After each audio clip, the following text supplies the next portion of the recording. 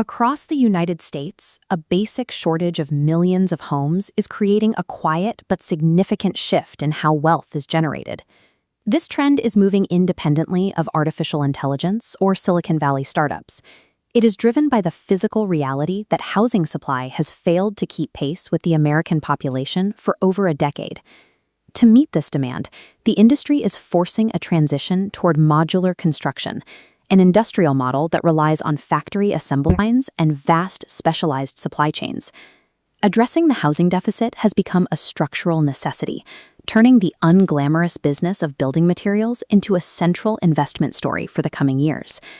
The roots of this shortage go back to the 2008 financial crisis. As the housing market collapsed, home builders went bankrupt and new projects vanished, leaving the country building far fewer homes than it actually required for more than 10 years. This deficit collided with a sudden shift in migration during the pandemic. As remote work became standard, families sought homes with larger footprints in different cities, putting immediate pressure on a stunted supply.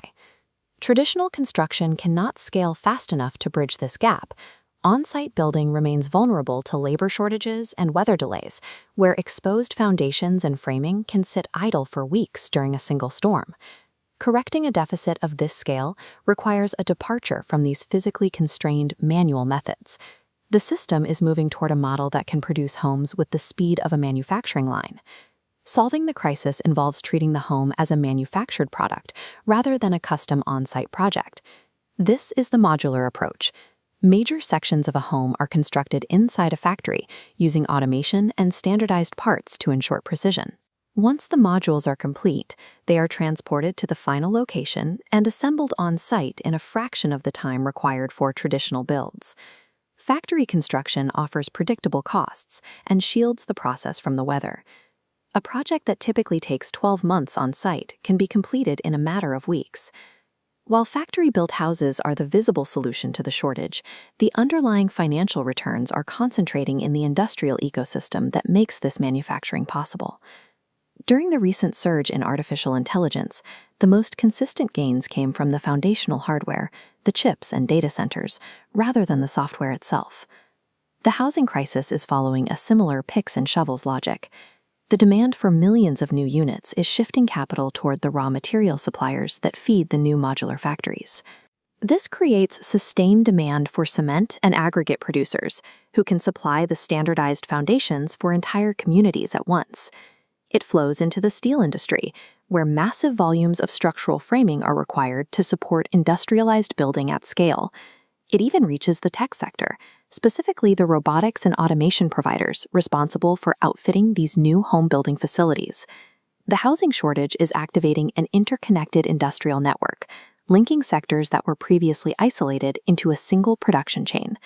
In economics, this is known as the housing multiplier effect. Each completed home triggers growth in appliances, furniture, and landscaping, while simultaneously expanding the market for mortgages and insurance.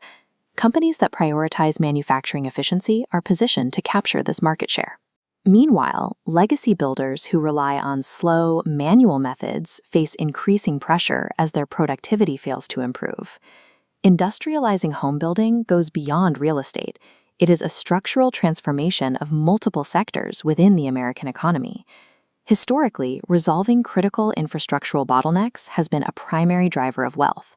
This was true for the railroads in the 19th century and the internet in the 20th. The sheer size of the current housing deficit suggests sustained demand for these industrial solutions for years to come.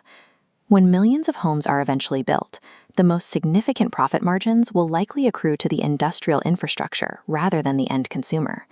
Meaningful capital growth is found by looking past the consumer headlines and identifying the industrial picks and shovels that make the future possible.